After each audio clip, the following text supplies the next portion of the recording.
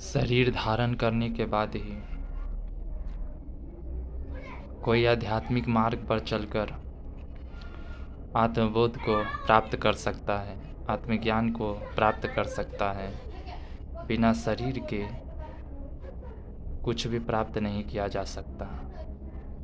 परमात्मा सभी कहते हैं कि मरने के बाद सब परमात्मा के पास चले जाते हैं, किंतु ऐसा नहीं है।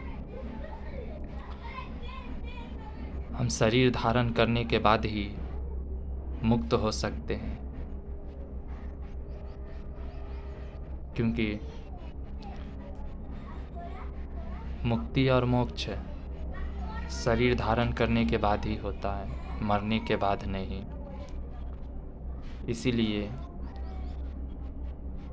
जिसने हमें शरीर दिया है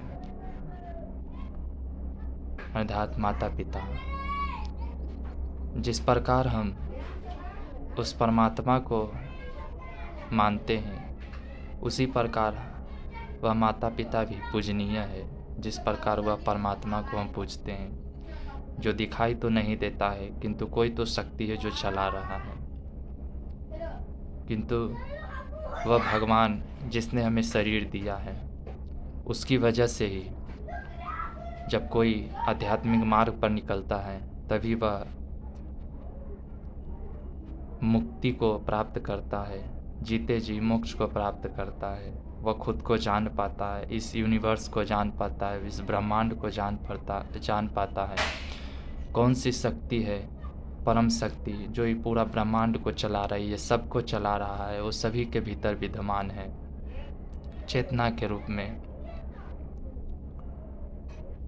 तो हमें अपने माता पिता का उपकार कभी नहीं भूलना चाहिए। जब तक है तब तक उसकी सेवा भाव करना हमारा धर्म है, हमारा कर्तव्य है।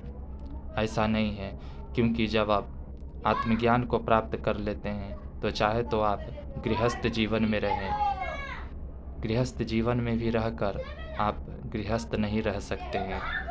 अगर आप वन को भी चले जाते हैं या एकांत में भी चले जाते हैं तो वहाँ पर भी रहकर आप वहाँ नहीं रहते हैं, क्योंकि एक आत्मज्ञान को प्राप्त करने वाला व्यक्ति वह हजारों लाखों के बीच भी अकेला चलता है। चाहे तो वह वन में रहे, चाहे तो वह घर पर रहे, बात बराबर है उसके लिए।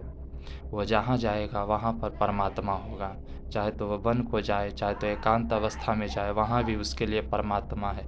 वह सोएगा तो परमात्मा सोएगा, वह जागेगा तो परमात्मा जागेगा। इसीलिए कभी भी भ्रम को नहीं पालना चाहिए अपने भीतर कि हम तो अध्यात्म को प्राप्त कर लिए तो हमें घर को छोड़ देना चाहिए। यह जरूरी नहीं है।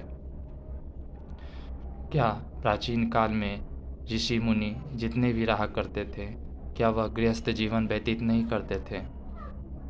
करते थे। ऐसा बहुत सा मिलता है शास्त्रों में।